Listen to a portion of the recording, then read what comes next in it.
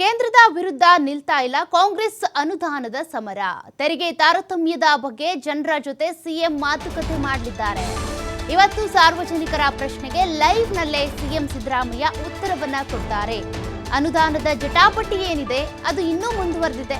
ಅನುದಾನ ಕೊಡಬೇಕು ಅಂತ ಕಾಂಗ್ರೆಸ್ ಸರ್ಕಾರ ಬೇಡಿಕೆಯನ್ನ ಇಟ್ಟರೂ ಕೂಡ ಕೇಂದ್ರ ಸರ್ಕಾರ ಅತ್ತ ಗಮನ ವಹಿಸ್ತಾ ಇಲ್ಲ. ಹಾಗಾಗಿ ಸಾರ್ವಜನಿಕರ ಜೊತೆ ಮಾತುಕತೆಗೆ ಮುಂದಾಗ್ತಿದ್ದಾರೆ ಸಿದ್ದರಾಮಯ್ಯ. ನನ್ನ ತೆರಿಗೆ ನನ್ನ ಹಕ್ಕು ಅಭಿಯಾನದಡಿ ಕಾರ್ಯಕ್ರಮ.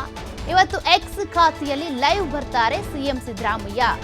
ನೋಡಿ, ಇವತ್ತು ಎಕ್ಸ್ ಖಾತೆಯ ಮೂಲಕ ಲೈವ್ ನಲ್ಲಿರ್ತಾರೆ ಸಿಎಂ ಸಿದ್ದರಾಮಯ್ಯ. ಅಂಕಿ ಅಂಶಗಳೊಂದಿಗೆ ಜನರ ಪ್ರಶ್ನೆಗೆ ಸಿದ್ದರಾಮಯ್ಯನವರು ಉತ್ತರ ಕೊಡ್ತಾರೆ. ಸಂಜೆ 6:45ಕ್ಕೆ ಎಕ್ಸ್ ಖಾತೆಯಲ್ಲಿ ಟ್ವಿಟರ್ ಮೂಲಕ ನಿಮಗೆ ಲೈವ್ ನಲ್ಲಿ ಸಿಗ್ತಾರೆ. ಸಾರ್ವಜನಿಕರ ಪ್ರಶ್ನೆಗೆ ನೇರವಾಗಿ ಉತ್ತರವನ್ನ ಕೊಡ್ತಾರೆ ಸಿಎಂ ಸಿದ್ದರಾಮಯ್ಯ. ಕೇಂದ್ರದ ವಿರುದ್ಧ ಒಂದಷ್ಟು ಅನುದಾನದ ಸಮರ ಏನಿತ್ತು, ಜಂತರ್ ಮಂತರ್ನಲ್ಲೂ ಕೂಡ ಪ್ರತಿಭಟನೆ ಆಯಿತು. ಆದರೂ ಕೂಡ ಕೇಂದ್ರ ಸರ್ಕಾರ ಸ್ಪಂದಿಸ್ತಾ ಇಲ್ಲ ಅಲ್ವಾ? ಹಾಗಾಗಿ ಸಾರ್ವಜನಿಕರು ಕೂಡ ಇದ್ರ ಬಗ್ಗೆ ಲೈವ್ ನಲ್ಲೇ ಸಿಎಂ ಸಿದ್ದರಾಮಯ್ಯನವರಿಗೆ ಪ್ರಶ್ನೆಯನ್ನ ಕೇಳಬಹುದು. ಇವತ್ತು ಟ್ವಿಟರ್ ಮೂಲಕ ಎಕ್ಸ್ ಖಾತೆಯಲ್ಲಿ ನಿಮಗೆ ಲೈವ್ ನಲ್ಲಿ ಸಿಗ್ತಾರೆ ಸಿಎಂ ಸಿದ್ದರಾಮಯ್ಯ. ಈಗಾಗಲೇ ಅಂಕಿ ಅಂಶಗಳ ಬಗ್ಗೆ 1 ಗಂಟೆ 20 ನಿಮಿಷಗಳ ಕಾಲ ಅವತ್ತೇನು ಪ್ರೆಸ್ ಮೀಟ್ ಮಾಡಿದ್ರಲ್ವಾ, ಅದೆಲ್ಲ ಅಂಕಿ ಅಂಶಗಳ ಜೊತೆನೆ ನಿಮಗೂ ಕೂಡ ಲೈವ್ ನಲ್ಲಿ ಸಿಗ್ತಾರೆ. ನೀವು ಕೂಡ ಸಿದ್ದರಾಮಯ್ಯನವ್ರಿಗೆ ಪ್ರಶ್ನೆಗಳನ್ನು ಕೇಳ್ಬೋದು, ಅವರ ಮೂಲಕ ಉತ್ತರಗಳನ್ನು ಪಡ್ಕೋಬಹುದು. 6:45ಕ್ಕೆ ಟ್ವಿಟರ್ನಲ್ಲಿ ಎಕ್ಸ್ ಖಾತೆಯ ಮೂಲಕ ಲೈವ್ ಜಾಯಿನ್ ಆಗ್ತಾರೆ ಸಿಎಂ ಸಿದ್ದರಾಮಯ್ಯ. ಅನುದಾನ ಸಮರಕ್ಕೆ ಸಂಬಂಧಪಟ್ಟಂತೆ ಬಿಜೆಪಿ ಕಾಂಗ್ರೆಸ್ ನಡುವೆ ಒಂದಷ್ಟು ಜಟಾಪಟಿ ಇದೆ. ಅಂದರೆ ರಾಜ್ಯದಲ್ಲಿ ಬಿಜೆಪಿ ನಾಯಕರು ಸಪೋರ್ಟ್ ಮಾಡ್ತಿಲ್ಲ ಅಲ್ವಾ?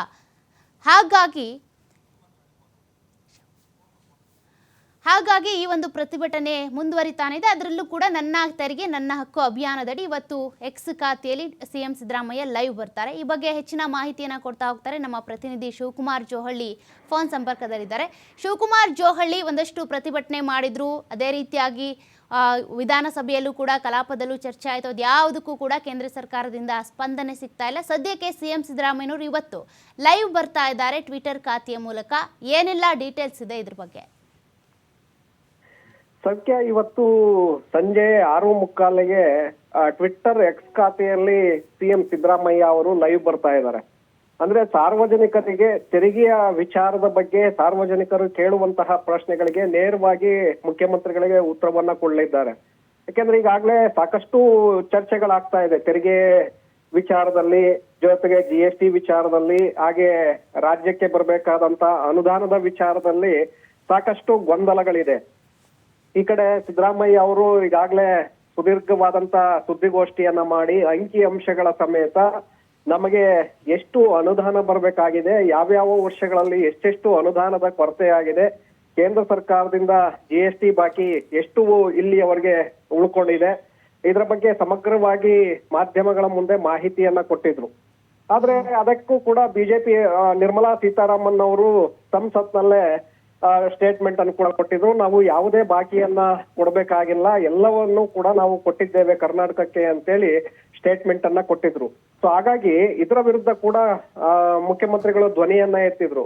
ಎಷ್ಟು ನಿರಾಯಸವಾಗಿ ಸಂಸತ್ನಲ್ಲೇ ಸುಳ್ಳನ್ನ ಹೇಳ್ತಾ ಇದ್ದಾರೆ ಒಬ್ಬ ಸಚಿವೆಯಾಗಿ ಅಂತೇಳಿ ಆಕ್ರೋಶವನ್ನ ವ್ಯಕ್ತಪಡಿಸಿದ್ರು. ಹಾಗಾಗಿ ಈಗ ನೇರವಾಗಿ ಜನರ ಮುಂದೆ ಹೋಗ್ತಾ ಇದ್ದಾರೆ ಸಿದ್ದರಾಮಯ್ಯ.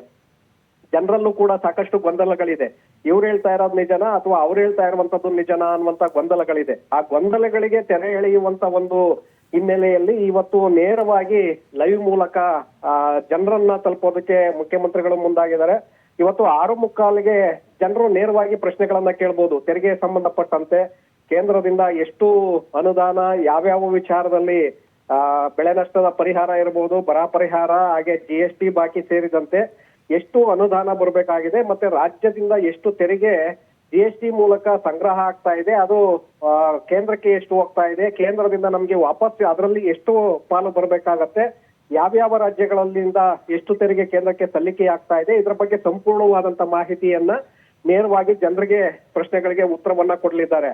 ಹಾಗಾಗಿ ಇದೊಂದು ಕಡೆ ಮುಖ್ಯಮಂತ್ರಿಗಳು ಉತ್ತಮವಾದಂತ ದಾರಿಯನ್ನ ಹಿಡಿದಿದ್ದಾರೆ ಅನ್ನುವಂಥದ್ದನ್ನ ನಾವಿಲ್ಲಿ ಗಮನಿಸಬೇಕಾಗತ್ತೆ ಸೌಖ್ಯ. ಯಾಕೆಂದ್ರೆ ಜನರಲ್ಲೂ ಕೂಡ ಸಾಕಷ್ಟು ಗೊಂದಲಗಳಿದೆ. ಆ ಗೊಂದಲಗಳನ್ನ ಪರಿಹರಿಸುವಂತ ನಿಟ್ಟಿನಲ್ಲಿ ಈಗ ಮುಖ್ಯಮಂತ್ರಿಗಳೇ ನೇರವಾಗಿ ಸಿಗ್ತಾ ಇರೋದ್ರಿಂದ ಜನ ತಮಗೆ ಏನು ಗೊಂದಲಗಳಿದೆ ಮತ್ತೆ ಯಾರು ಸುಳ್ಳು ಹೇಳ್ತಾ ಇದ್ದಾರೆ ಅನ್ನುವಂಥದ್ದನ್ನ ನೇರವಾಗಿ ಮುಖ್ಯಮಂತ್ರಿಗಳಿಗೆ ಪ್ರಶ್ನೆಯನ್ನ ಹಾಕಬಹುದು. ಮುಖ್ಯಮಂತ್ರಿಗಳಿಂದಲೇ ಉತ್ತರವನ್ನ ಪಡ್ಕೊಳ್ಬಹುದು. ಅಥವಾ ಯಾರಾದ್ರೂ ಆರ್ಥಿಕ Okay. ತಜ್ಞರು ಅಂತವರು ಇದ್ರೆ ನೇರವಾಗಿ ಇಲ್ಲ ಇಷ್ಟಿಷ್ಟು ಬಂದಿದೆ ಇಷ್ಟು ಉಳ್ಕೊಂಡಿದೆ ಅನ್ನುವಂಥದ್ದು. ಯಾಕಂದ್ರೆ ಅಂಕಿಅಂಶಗಳು ಕೂಡ ಆರ್ಥಿಕ ತಜ್ಞರಲ್ಲಿ ಇರುತ್ತೆ. ಅವರು ಕೂಡ ಇದರಲ್ಲಿ ಜಾಯಿನ್ ಆಗಬಹುದು. ಟ್ವಿಟರ್ ಎಕ್ಸ್ ಖಾತೆಯಲ್ಲಿ ಜಾಯಿನ್ ಆಗುವ ಮೂಲಕ ಅವರು ಮುಖ್ಯಮಂತ್ರಿಗಳಿಗೆ ನೇರವಾಗಿ ಪತ್ರವನ್ನ ಹಾಕಬಹುದು. ಮತ್ತೆ ಬೇರೆ ಬೇರೆ ವಲಯಗಳಿಂದ ಕೈಗಾರಿಕಾ ವಲಯ ಇರಬಹುದು ಅಥವಾ ಸಣ್ಣ ಉದ್ಯಮಗಳ ವಲಯ ಇರಬಹುದು, ಈ Okay. ವಲಯಗಳಿಂದಲೂ ಕೂಡ ನೇರವಾಗಿ ಪ್ರಶ್ನೆಗಳನ್ನ ಹಾಕಬಹುದು. ಸೌಖ್ಯ. ಥ್ಯಾಂಕ್ ಯು ಶಿವಕುಮಾರ್ ನಿಮ್ಮೆಲ್ಲ ಡೀಟೇಲ್ಸ್ಗೆ.